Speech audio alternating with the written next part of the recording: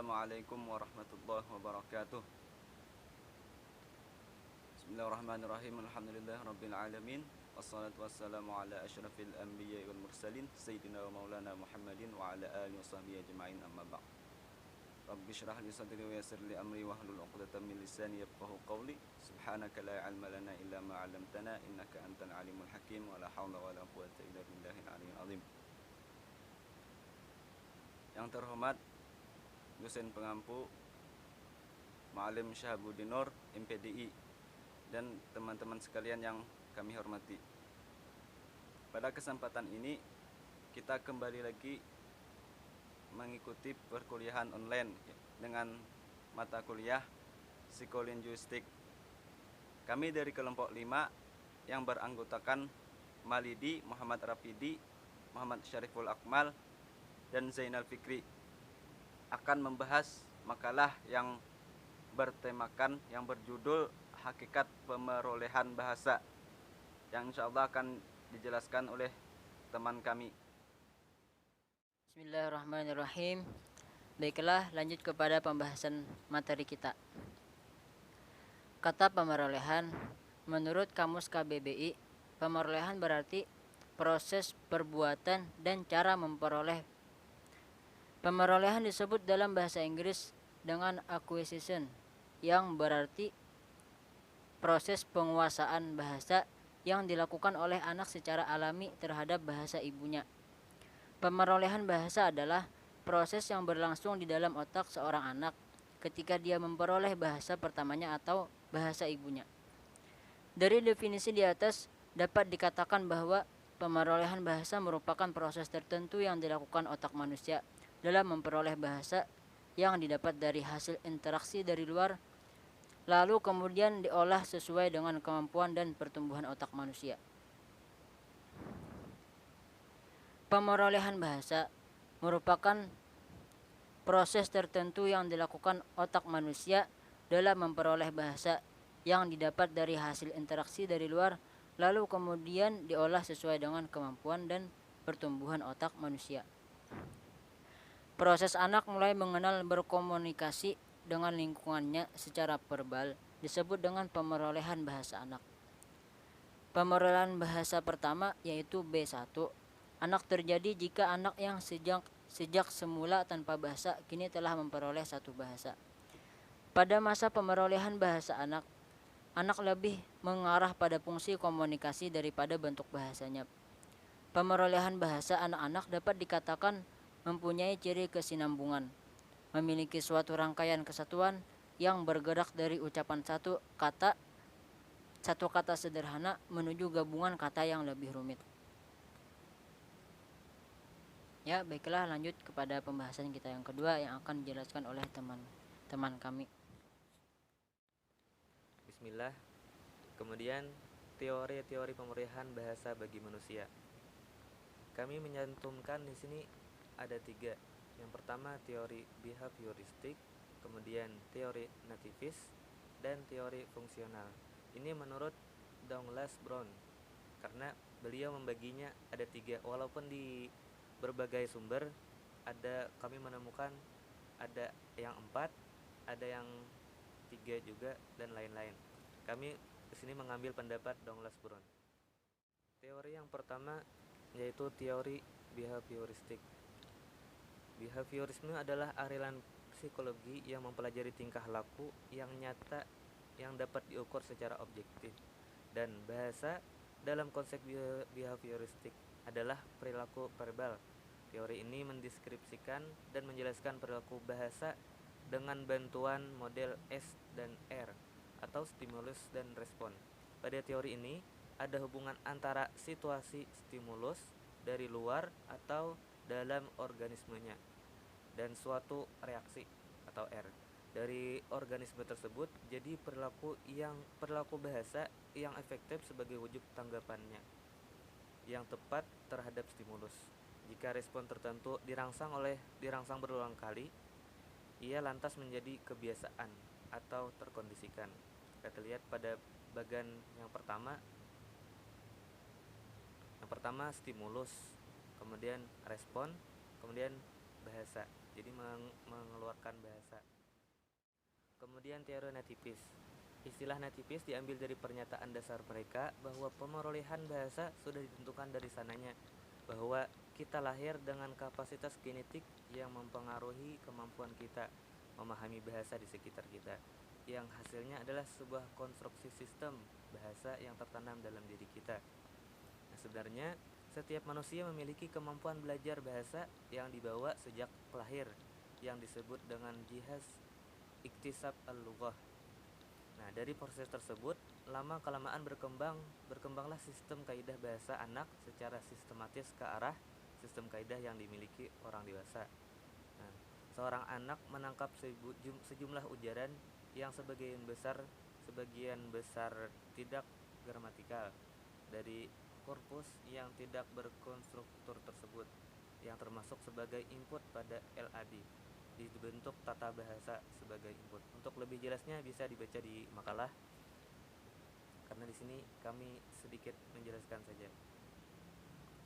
Bisa dilihat dari bagian yang kedua, proses pemulihan bahasa menurut teori natipis.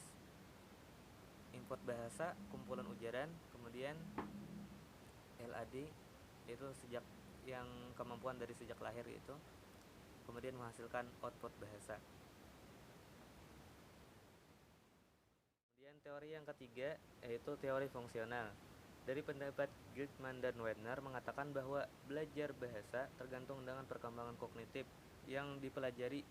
Hal ini juga dikatakan dalam Douglas Brown bahwa dalam semua bahasa pembelajaran semantik bergantung kepada perkembangan kognitif, dan rangkaian perkembangan lebih ditentukan oleh kompleksitas semantik ketimbang kompleksitas struktural.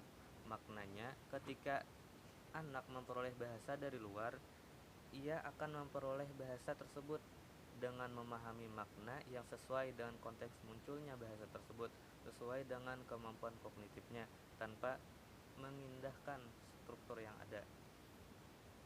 Dilihat dari bagian yang ketiga, proses pemulihan bahasa menurut teori fungsional yaitu input bahasa, kemudian pemrosesan bahasa, pemaknaan, kemudian output bahasa.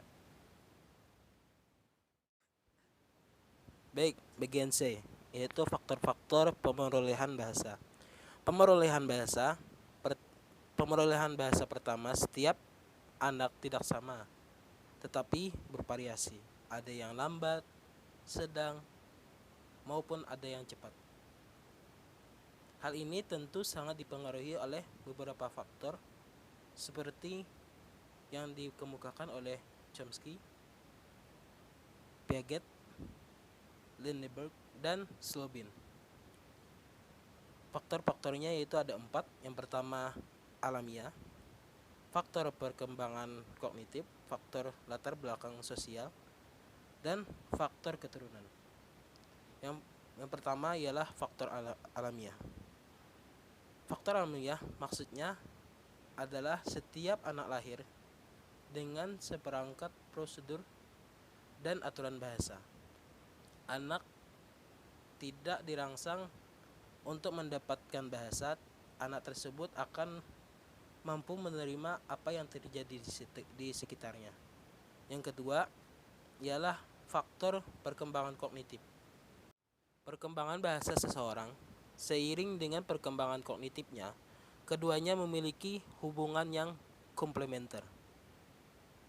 Piaget dalam Brainet seperti dikutip Ginn tahun 2006 mengartikan kognitif sebagai sesuatu yang berkaitan dengan pengenalan berdasarkan intelektual dan merupakan sarana pengungkapan pikiran, ide, dan gagasan, termasuk kegiatan kognitif, aktivitas mental, dan mengingat, memberi simbol, mengkategorikan, dan mengelompokkan, memecahkan masalah, menciptakan, dan berimajinasi. Hubungannya dengan mempelajari bahasa, kognitif memiliki keterkaitan dengan pemerolehan bahasa seseorang. Faktor ketiga ialah latar belakang sosial.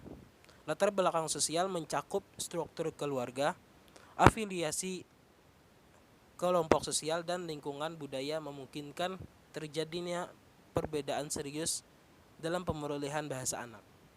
Semakin tinggi interaksi sosial sebuah keluarga, maka semakin besar peluang anggota keluarga atau anak memperoleh bahasa.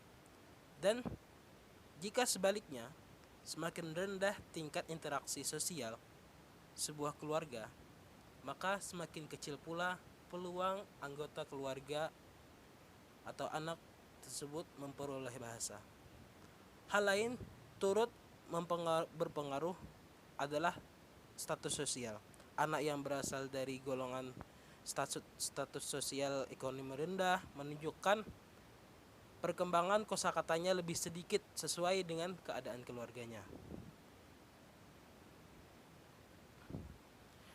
Dalam faktor latar belakang sosial akan ada hubungan timbal balik yang pasti atau baik, positif maupun negatif antara pusat perekonomian dengan pusat masyarakat bagi keluarga tempat anak-anak itu tumbuh.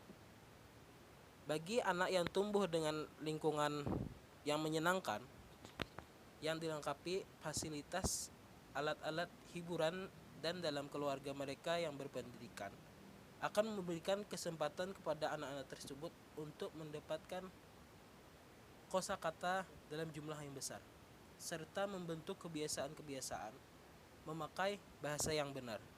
Dan sebaliknya, jika status keluarga itu atau lingkungan itu yang minus, sekalipun kecerdasannya sama dengan anak-anak yang tumbuh dalam masyarakat yang surplus, namun tingkat pertumbuhan bahasanya dalam mencapai kosakata dapat berbeda atau ada kemungkinan lebih rendah. Baik, selanjutnya faktor keturunan yang terakhir, yaitu di sini di makalah tersebut banyak pembagiannya. Yang pertama ialah intelijensia, kepribadian dan gaya cara pemerolehan bahasa. Yang ketiga, faktor motivasi. Yang keempat, faktor usia. Yang kelima, faktor penyajian formal.